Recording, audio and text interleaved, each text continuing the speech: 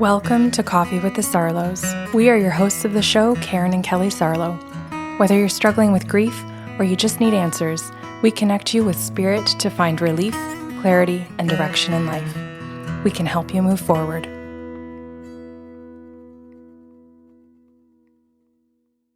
Good morning, Kelly. How are you? I'm all right. How are you? I'm good. I'm ready to go. I've got a good podcast for today. It's a session that is over Zoom. And actually, it all begins when I get a phone call from a man that says he would like to book an appointment for his mom and that she is hard of hearing.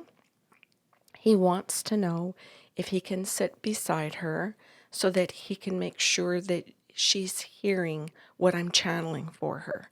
So I said, yes, not a problem. He made all those arrangements to be beside her and sat beside her using his cell phone and just kind of propping it up. And I'm saying that because you can see her in the video screen for Zoom, and you can see just part of him on the side. So we made arrangements that he was not participating. He was just there to support her because of her hearing challenges. So I went through consent with Mom, and I'm just going to call her that. I'm going to call her Mom. And at the very beginning, after we get through consent, I asked her what she would like during the session because there are 9 services. And she said, I'm really hoping that you're going to be able to do medium. And I'm here because I really want to talk to my husband. He's passed. And so this man comes through and he says, my name is, and I'm changing his name. So we're going to call him Nigh for today. And I said, hi, Nigh, your wife wants to chat with you. And he goes, yeah, I know. He says, and I can see my biological son sitting beside her. And I like that because that's a good validation, right? Not everybody is biologically connected. So he says, you can just throw that out there. That's just a quick validation. And then he said, I'm here to speak to my wife. And he says, I have a ton of apologies. He goes, I need to explain behavior. We were married, Karen, for over 5 decades. And he said, there's another validation. He said, so you can tell her I'm her only husband. She has not remarried. She lives in the same home. He goes, I know you're looking for the facts because I'm also going to give you messages. And he said, so we have other children. We have daughters. And he said, I'm just going to say stuff like that to start the session. We have grandchildren, both male and female. And my son, who's sitting beside my wife right now, has children, male and female as well. He said, go ahead, just say all that kind of stuff to start everything off. He goes, that's what they want first anyway. He says, so go do that. So I said all of that to her, to his wife, and she just looks sideways to her son. So she gives me a blank look, like, I don't know anything that you're saying. I'm just looking at you. Oh, she's hard of hearing. That's right. Yeah. And then she turns her head to the side and looks at him. And of course, like, I can't see him because I only see part of the leg. And then he repeats it. So he repeats things to her. And then she talks to him. And then she looks back at me, but she changes her face to just stone cold. I'll say it that way. So then he says to his mom what I've said. So he repeats everything to her. And then she turns around and looks at me and says, that's right. Like this. So this goes on just like during that little bit at the very beginning when I'm giving facts. And then Nigh says to me, Karen, can we get right into it now? He says, I would like to say I'm sorry to my wife. And he says, my very first apology to her is that right after we got married, he said, right after we got married, like by the time we got home from the honeymoon, I was a totally different man. She was driving home and it was like she didn't know who she had married. And I said, what do you mean? Like, in what regard? Because she'll probably ask me that. So give me what you mean, context. He said, oh, when we were dating, he said, I hugged her. I was I played with her hair. I touched her cheek. Like, I was very affectionate. And he said, like, as soon as we were on the honeymoon, it was sex and that was it. And he goes, I changed on a dime. He goes, and I knew exactly what I was doing. And he said, and I praised her and I encouraged her before. He said on the honeymoon, he said, I was like nasty to her. And he said she was confused right from the time that we were on the honeymoon because I was so different. And he goes, I knew exactly what I was doing. And I knew that I had to do that in order for her to marry me because I had dated other women who just wouldn't put up with that. So I knew that I had to carry it to past the wedding in order to get the woman to marry me. He said, I knew what I was doing. And he said, and I knew then exactly what I was going to do during the marriage. And I said, any chance that this was your parents? I said, like, I'm just curious. I said, is this what your mom and dad were like? Did you just figure out that this is how your parents worked, where your dad was mean to your mother? And he goes, oh, yes, 100%. And she's going to ask you that. This is the key. This is why she wants the session. She wants to know why, because she spent 5 decades and more, 5 decades and plus, hoping I was going to go back to the man that she had dated. She spent all of these decades trying to get me there. She did everything she could to recreate dating.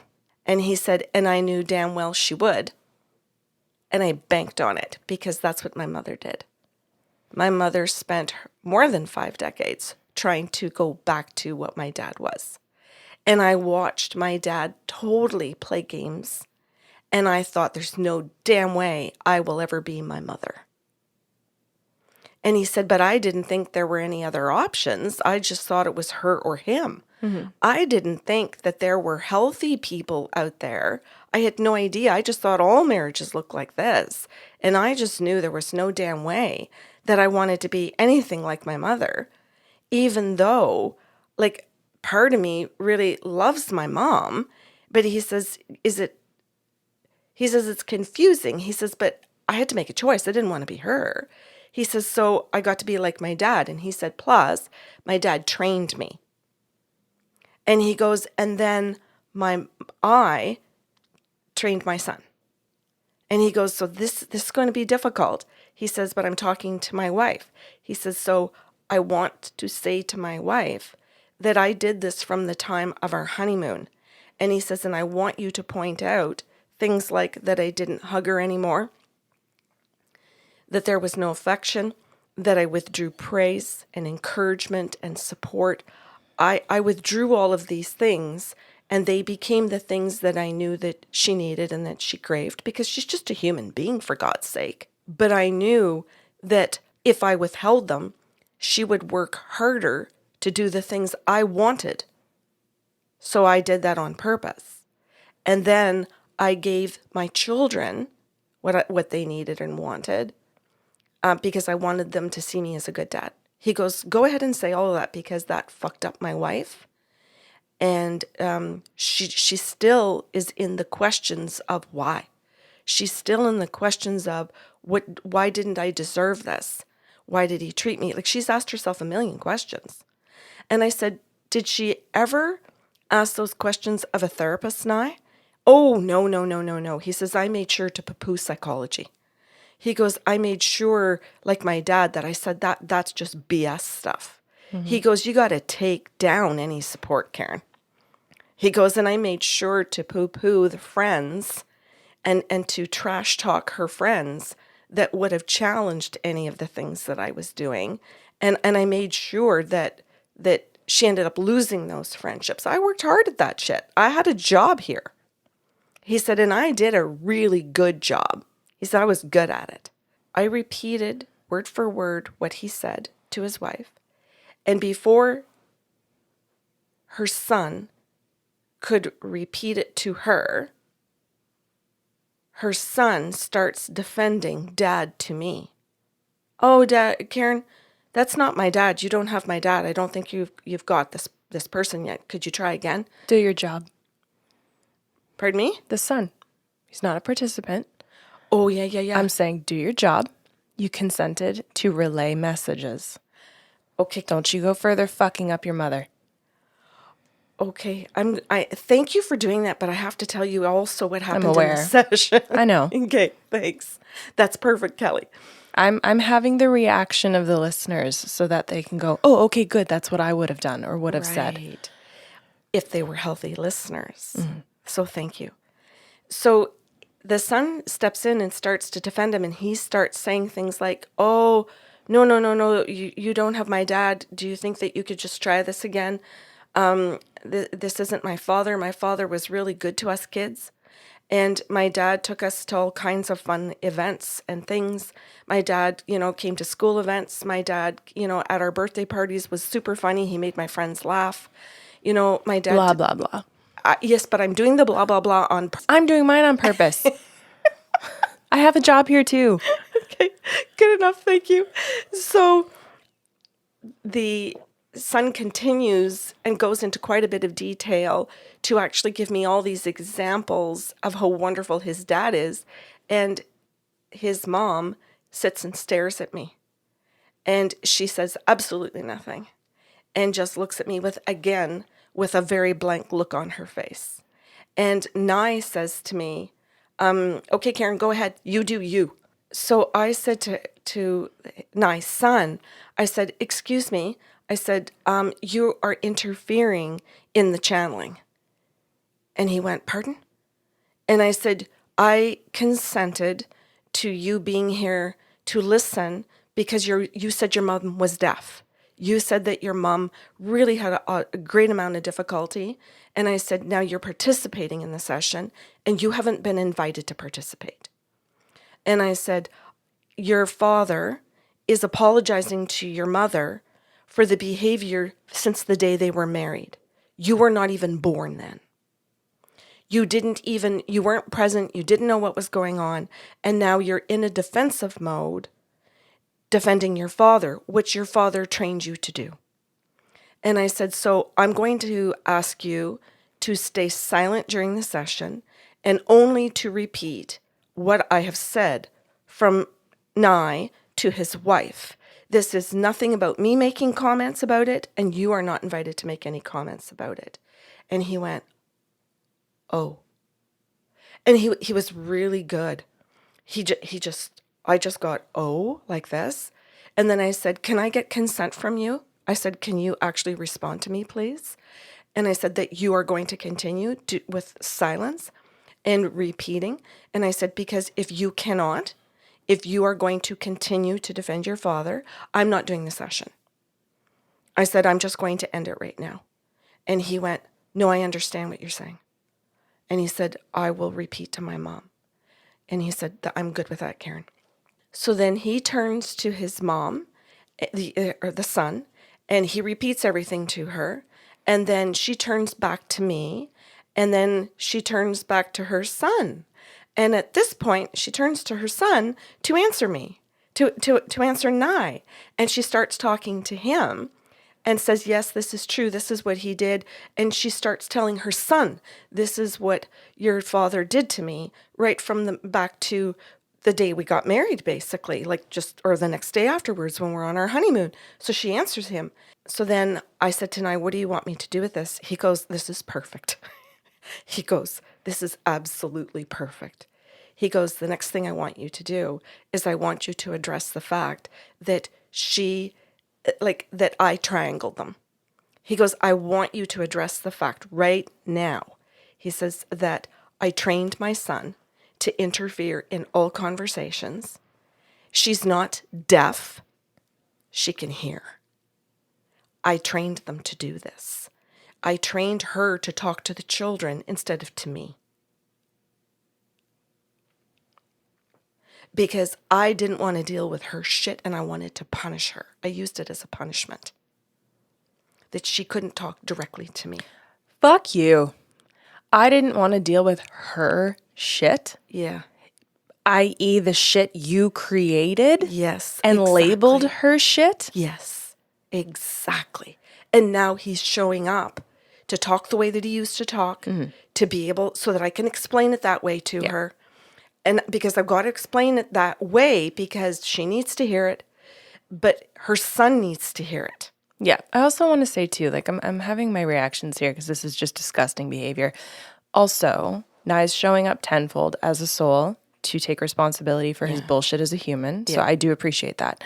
And the relationship that you and Nye are creating together is wonderful, right? Yeah. Obviously one of respect and him being evolved. Yes. However, I also want to point out too how important it is that these opportunities allow us to get angry, Yes. right? Like she deserves the opportunity to be full throttle angry with her douchebag of a husband. Yes.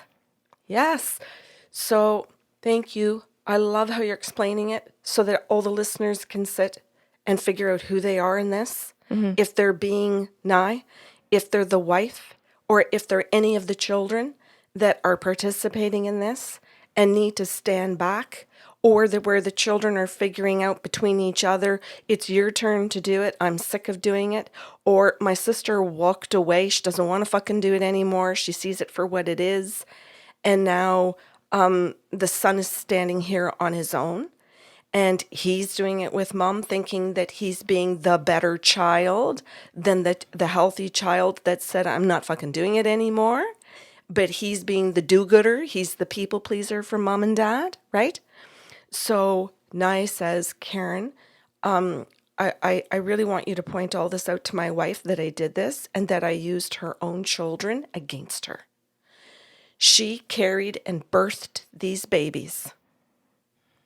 She raised these babies, and then I use them as ammunition against her.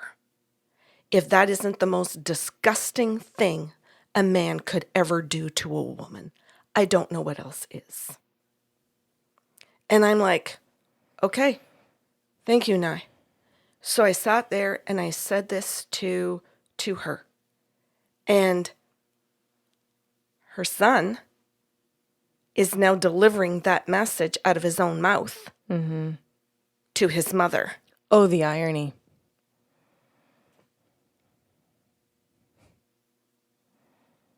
Yeah. And so then she doesn't look at me. She's looking at him. That's good. I think that's actually really good. And they're both just looking at each other. So then she replies and turns back to look at me. But now I see there's a little bit of a break in how she's replying. It's kind of like halfway, Kelly, where she starts to talk to him and she kind of swivels to also talk to me. And you can see where she's uncomfortable, that she's trying to go back and forth. Do I talk to Karen? Do I talk to him? And there's a little bit of a crack right there in the pattern in the session of who do I look at? And you can see, and Nai says to me, watch my wife, look at her, look at the stress in her. And I can see her stress. She doesn't know who to look at when people are talking to her. He goes, I did that to her. He goes, I want to point that out and I want to apologize for what I did. Well, I think it's interesting actually at this point that the stress that she's probably experiencing in that moment is actually really good. Because you described the first part of the session where she immediately looked to her son. So I think the fact that she is debating is actually really good stress and an indication that she is about to break a pattern, that whatever, and I hate using this word, but that this permission that this apology has granted her has given her the opportunity or opening to even consider looking at you before she turns back to her son. So I think the stress is actually a really good shift of stress than it was before, where it was just obedience. Okay, thank you. Then Nye says to me, okay, he says, so I trained my son and all of my children to gaslight their mother. He says, and my son sitting here right now would gaslight her out as yin yang today if you weren't catching any of this. And he says, so I can apologize to my son another day. He says, but right now, he says, I want to continue talking to my wife. He says, and I want to apologize about the fact that when her parents died, I wasn't there for her. He said, I continued my behavior. I didn't want a break in my behavior. So when she lost her job, I didn't break in my behavior. when she went through certain things in life, when she had a miscarriage, I didn't break in my behavior. And he said, so I want to point out those 4 particular incidences that have really caused her deepest pain in life, because a partner is supposed to be there for their partner, especially when we're going through change, when we're going through grief, when we're going through things where we need support. And he goes, and I purposely withheld support, and I purposely used those times to really bring the children in and to really hunker down on her. And I'm like, okay. He goes, I want to apologize for that. So I said that to her, and then she replied to me. She said to me, that's right, and I want to know why. I want to know why.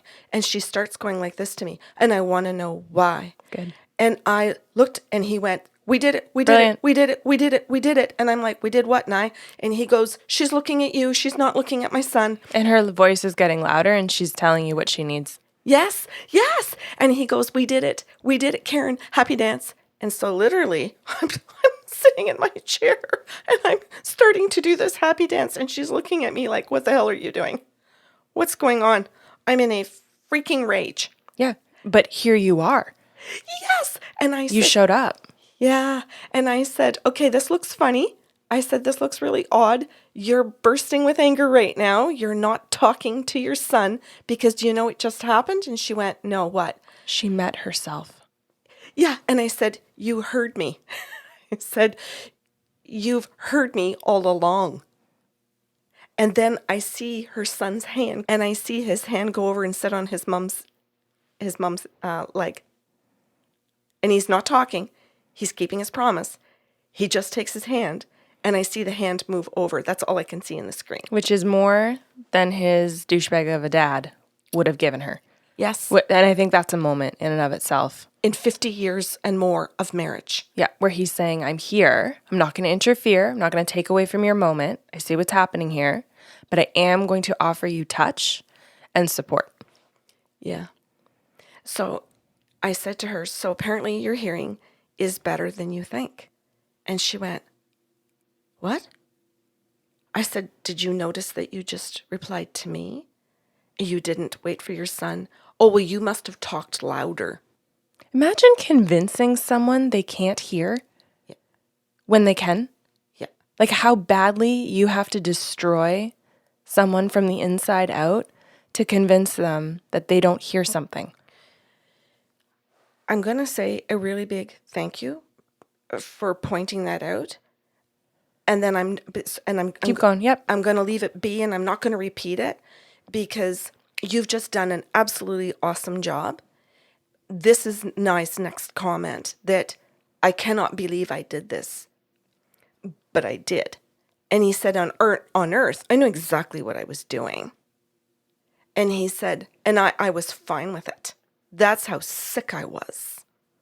And he goes, so when I die, the spirit guides confront me and say, oh, wait, love, there's no passage straight through. You're going over here to these healing centers first. And he goes, for what? And they're like, oh, your mind is very sick. You're coming over here. We're going to show you your marriage. We're going to show you what you did to your wife. We're going to explain how sick you are. We're going to explain what your parents did to you. We're going to go through all of this with you, love. And he goes, my name's not Love, it's Nigh. And it's like, no, we're calling you Love. Like this. And I'm like, that's beautiful. I wanted that to be part of today's story because I get to hear about that from Love, or pardon me, from Nigh. But I didn't explain that part to his wife that way. I just simply said to her, he destroyed your hearing. He destroyed your self-esteem. So the bottom line is she wants to know why. And Nigh says, I want to explain the why. This is what I've learned healing on the other side. Part of my why is that this is what I observed in my mom and dad's marriage, and they never broke the patterns. They never changed. They died in that mess. And he said, so part of my why is training. It's what I knew. And he goes, all part of it too, Karen, is that I didn't believe in love. I didn't experience love. He said, I just simply went into that relationship totally manipulating a woman because I thought love was for stupid idiots. It was on TV, that it had nothing to do with really being in a real life situation. He said, I thought love was for women and TV and movies and shit, and for mums with their kids. He said, I didn't think men loved women. I thought they used women. I thought that men were supposed to run the family and have things their way. He said, that's what I saw. I mean, traditionally speaking, he's not wrong. Yeah. And he goes, and I can say honestly that what I saw in tons of different relationships around me was the very same thing. And some of my friends were maybe a little nicer to their wives, but bottom line was, I could see at the end of the day that they were really kind of like me. He said I could see my friends would be nicer to their wife, maybe in that they were a little bit more of affectionate if it was a birthday. And he said, but overall, when I watched their behavior for the other 364 days of the year, they were kind of like me. He said, I saw my guy friends doing things like buying flowers, but I also saw that behind their wives' backs, how they talked about them. That's not love. He goes, I just didn't want to be part of all the bullshit that men were doing. I just thought I was being real. That's what I thought. He thought, I really thought I was just being real. And then it went past real. And he says, and now I could actually say it was just vicious. But he says, I literally thought that at least being vicious was being honest because it's what I actually felt. So I really thought that I was just being truthful. And he says, it's just a really slippery slope, isn't it? And I said, okay. I said, I will pass that to your wife and tell her that it had to do with your training. It had to do with the way you saw society, the way that you saw your friends, the choices that you made and what you chose to believe, Nigh. The fact that you did not choose to go to therapy, you did not choose to figure out how to be healthy. You didn't make healthy choices. And he went, bingo. That's another thing that I learned on the other side, that I had choices. My wife offered them to me constantly. And I shut every single one of them down with intention because it was going to mean that I had to do the work. And it was far easier for her to have to do all of this work to stay in this marriage than me. And I knew that. And he says, so I'm here to say that's the why. I'm here to say that is not love. I'm here to say that I'm sorry that she spent 5 decades plus with a man who did not love her.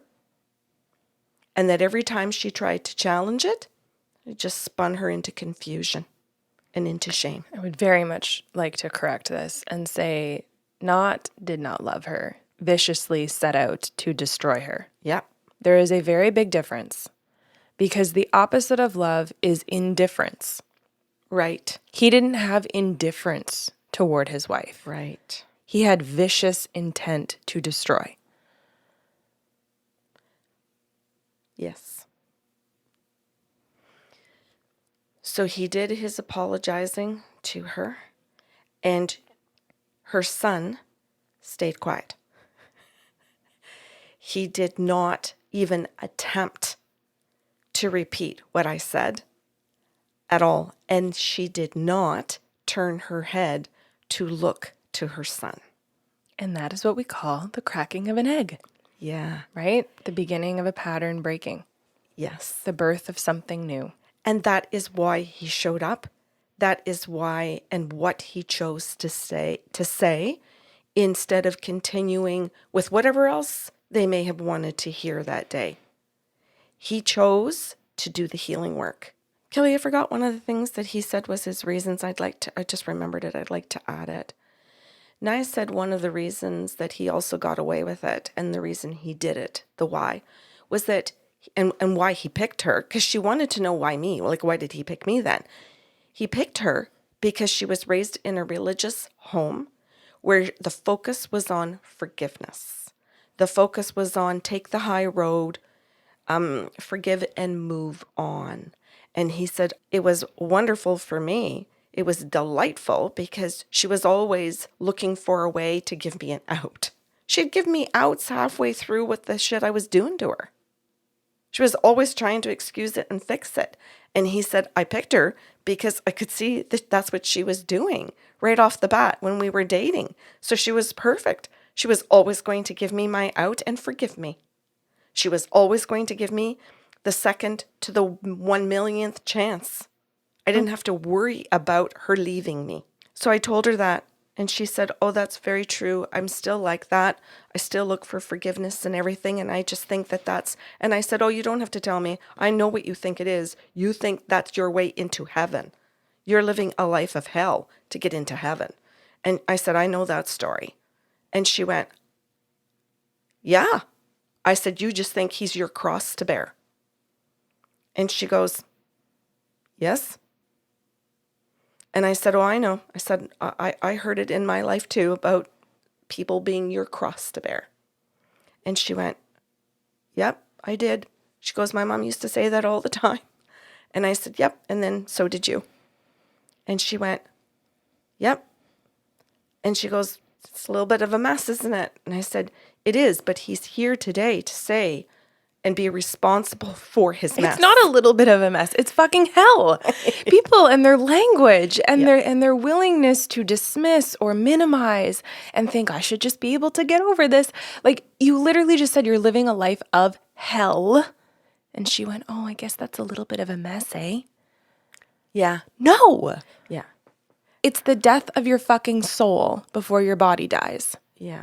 Every day. And I'm saying this because for people who are listening who are like, oh, that's a sad story. This was a rough Saturday morning. It's not a sad story. Mm-hmm.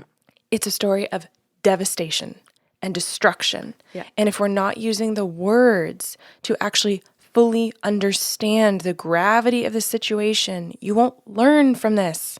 You won't actually take this with you into your life, into your relationships, and do fucking better. That's right. Because if you think it's just sad, then you just think, oh, poor them. And you just make it sadness. But I like what you're doing, because if you call it destruction and you love that person, then you're going to get your ass over there to get them out of the destruction.